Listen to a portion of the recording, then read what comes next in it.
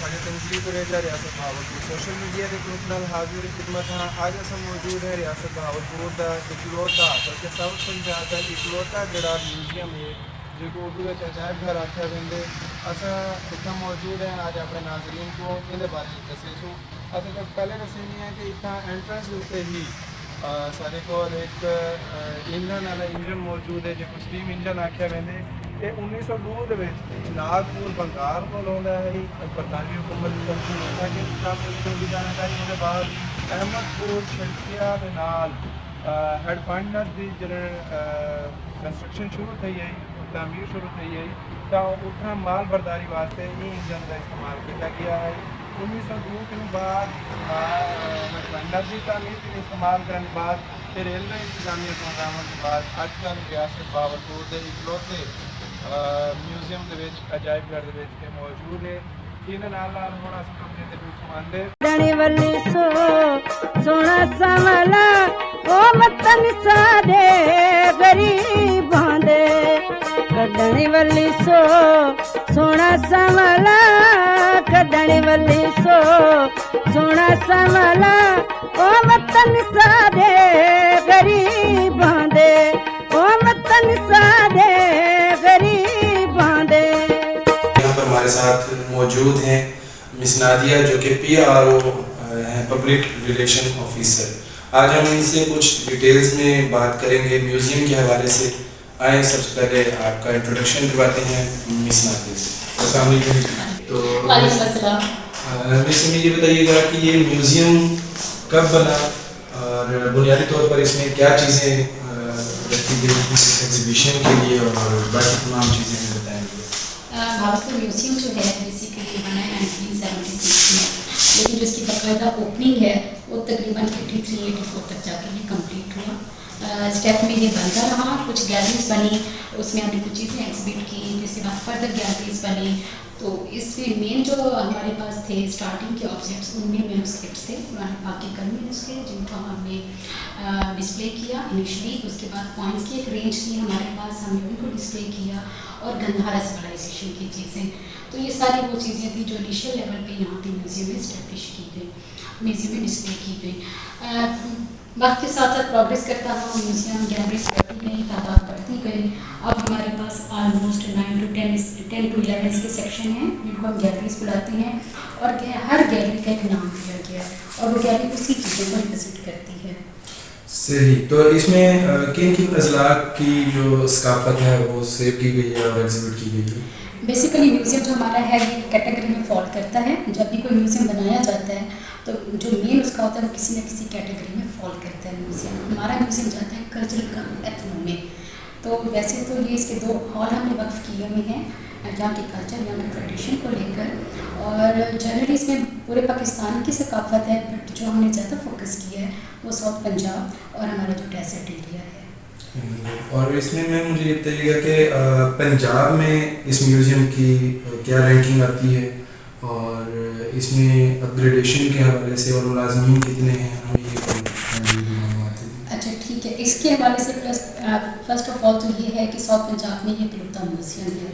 अगर आप लाहौर के बाद इस एरिया में जब आते हैं तो आपको 1-2 साइड म्यूज़ियम मिलेंगे, कंप्लीट कोई म्यूज़ियम नहीं होगा। तो इस हवाले से ये साउथ पंजाब का एक अकेला म्यूज़ियम है, प्लस ये रीजनल म्यूज़ियम की कैटेगरी में भी आता है। आप इलाकाई सतह पर देखें तो आपको भावलपुर म्यूज़ियम के अलावा कोई यहाँ पर म्यूज़ियम नहीं मिलेगा। और म्यूज़ियम भी ऐसा कि जो एडियन कैनाल पे बना हुआ है और मोर देन 5000 ऑब्जेक्ट्स हैं हमारे पास। और इस कलेक्शन को अगर मैं आइडेंटिफाई करूँ तो इसमें हमारे पास पोर्ट्रेट्स हैं जो कि पाकिस्तान की स्ट्रगल की स्टोरी बताती हैं, हमारे पास इस्लामिक आर्ट में चीज़ें हैं, हमारे पास सिविलाइजेशन है, हमारे पास कॉइन्स की बहुत बड़ी रेंज है।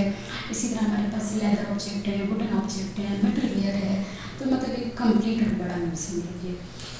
हमारा प्रोजेक्ट था ये काफ़ी पुराना था, अनफंडेड हो गया, बट अल्हम्दुलिल्लाह 2022 में ये बिल्डिंग हमारी कंप्लीट हुई और इसमें हमारे पास 3 बड़े हॉल हैं और उनको हमने वैसे डिवोट किया स्टेट बहावलपुर के लिए और कुछ चीज़ें हमने वहाँ डिस्प्ले कर दी। उसमें नवाब साहब की 2 गाड़ियाँ हैं, हमारे पास क्वीन कार्ट है शायद की, अपनी रॉयल फैमिली से बिलोंग करती है। इस तरह आर्मी का बहुत बड़ा सेक्शन है हमारे पास। तो ये सारी चीज़ें आपको नए मॉडल में डिस्प्ले में मिलेंगी। प्लस नवाब साहब की जो खिदमात हैं उनको ट्राइब्यूट करने के लिए हमारे पास एक ऑडिटोरियम भी है 300+ चेयर्स का। सही। और जहाँ तक इसका प्रोसीजर है तो इसकी एंट्री फ़ी जस्ट 10 रुपये है और सिंपल वे है, कोई परमिशन नहीं लेनी, आपने जस्ट आना है, 10 रुपये का टिकट लेना है। और एक्सेप्ट मंडे हमारा ऑफ होता है वीकली। उसके अलावा ट्यूसडे से लेकर ऑनवर्ड संडे तक म्यूजियम 9 to 4 PM खुला होता है और फ्राइडे को हमारी टाइमिंग ओके। हमारे पास पूरे पंजाब के जो सिटीज़ हैं, अजला हैं, तमाम शहरों के लोग जो आते हैं ट्रिप्स की फॉर्म में। और आजकल इस मौसम में हमारे पास टीम में तकरीबन 5-6 जो स्कूल्स को विज़िट करते हैं। और मौसम के अकॉर्डिंग जो हमारे फॉरनर्स हैं वो भी बहुत आ रहे हैं, तो आउटकम इस हवाले से बहुत ज़्यादा है। टर्न आउट हम कहें अगर इसको कि फॉरनर्स का और जो स्कूल्स के बच्चे हैं उनका बहुत ज़्यादा है आजकल। और जहाँ तक मॉडल मेकिंग की आपने बात की तो इसके लिए बाकायदा हाँ ये एक इनफरादियत है भावलपुर म्यूज़ियम की कि यहाँ पे हमने एक पूरा सेक्शन बच्चों के लिए वक्फ किया हुआ है चुलिस्तान चिल्ड्रन सेक्शन के नाम से। तो उसमें आपने मॉडल्स रखी हैं, तो वो मॉडल सारे बच्चों के बनाए हुए हैं।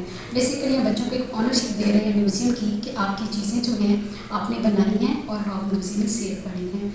ऑनरशिप फील करते हैं, वो खुद आते हैं, अपने पेरेंट्स को लेते हैं, अपने फ्रेंड्स को बताते हैं और हैप्पी फील करते हैं। देखिए ये मिस नादिया थी पब्लिक रिलेशन ऑफिसर जो म्यूज़ियम, और अब हम आपको लेके चलेंगे मेन हॉल्स की तरफ और वहाँ हम आपको दिखाएंगे कि क्या क्या चीज़ें सकाफती और रियासती चीज़ें यहाँ पर मौजूद हैं। पाकिस्तान का कल्चर, पंजाब का कल्चर, एशिया का कल्चर यहाँ पर महफूज किया गया है। इंशाल्लाह हम आपको वो भी विज़िट कराते हैं। वालेकुम अस्सलाम जी। देखिए हम बिहाड़ी से लेके आए हैं बच्चों को यहाँ पे, तो माशाल्लाह बड़ा अच्छा हमें लगा यहाँ पे। एक तो पूरे पंजाब का जो कल्चर वो यहाँ पे समाया हुआ है, और दूसरा हमें देखा है कि जो बहावलपुर से रिलेटेड हिस्ट्री है वो बच्चों को यहाँ पे देख के उसको जान के बड़ा उनके नॉलेज में इजाफा हुआ है। और कुछ प्री जो हिस्टोरिक पाकिस्तान से पहले की चीज़ें हैं यहाँ पे, जैसे कुछ कॉइन्स हैं, पिक्चर्स हैं, वो जो पाकिस्तान की हिस्ट्री है उसको एक पिक्चर की सूरत में जो है वो सारा बयान किया गया है। और बच्चों ने उसको देखा है और हिस्ट्री के बारे में हमें बड़ी इम्पोर्टेंट इन्फॉर्मेशन जो उनकी बुक्स में नहीं थी वो उन्होंने यहाँ से हासिल की है। ये एक ऐसी खूबसूरत जगह है जहाँ पर आके जो इलम वाले उनके लिए कितनी लगता है। खासकर जो लाइब्रेरी की अगर आप बात करें तो मेरा प्रेजेंटेशन में केमिस्ट्री से है, केमिस्ट्री की बुक्स और CSS PPS की तैयारी जो है यहाँ बड़े पुरस्कून माहौल में कर सकते हैं। दूसरा ये कि जो जिनके पास इलम की अभ्यास है वो यहाँ पर बैठ के अभ्यास करते हैं, क्योंकि हमारा ये वो बहादुर एरिया है जहाँ पर आके हमें प्राउड महसूस होता है कि हम अपने किसी बहुत ही खूबसूरत शहर में हैं जिसका नवाब साहब ने जो है बहुत ज़्यादा इसको खूबसूरत किया। मेरी दुआ है अल्लाह ताला का ये शहर हमारा जो ही बढ़ता रहे, बढ़ोतरी होती रहे और हम लोग इसको बार बार आके जो है वो देखें। शुक्रिया। मौजूद हैं डॉक्टर हुमैरा कमाल जो कि क्वीन है किड्स स्कूल की, तो आए उनसे जानते हैं कि इनको कैसा लगा म्यूज़ियम की विज़िट करके। जी मिस। म्यूज़ियम की विज़िट बहुत इंस्पायरिंग थी। मैं पहली दफ़ा आई हूँ बहावलपुर, लेकिन यहाँ की वेल मेंटेन्ड चीज़ें देख के मुझे बहुत अच्छा लगा। पर्टिकुलरली मुझे ज़्यादा अच्छा जो है वो जो इधर आर्म्स थे, जो उनकी गन्स हैं, जो पुराने ज़माने में वो जंगी आलात जो इस्तेमाल हुए थे उनसे काफ़ी इन्फॉर्मेशन मिली। कुरान पाक के कलमी नुस्खे देखे, उससे मैं बहुत इंस्पायर हुई। उनके हाथ से बहुत ही उम्दा तरीके से लिखे हुए थे।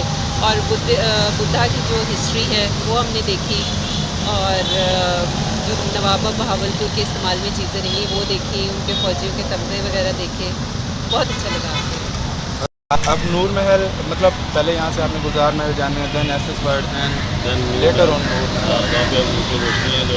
तो नूर महल तो आई होप कि आपको जाते जाते शाम हो जाएगी, मगरिब हो जाएगी। तो आप बिहाड़ी से आए हैं, आप 150 किलोमीटर बहावलपुर से हैं, तो जाते जाते तो आपको रात के 12 बज जाएंगे।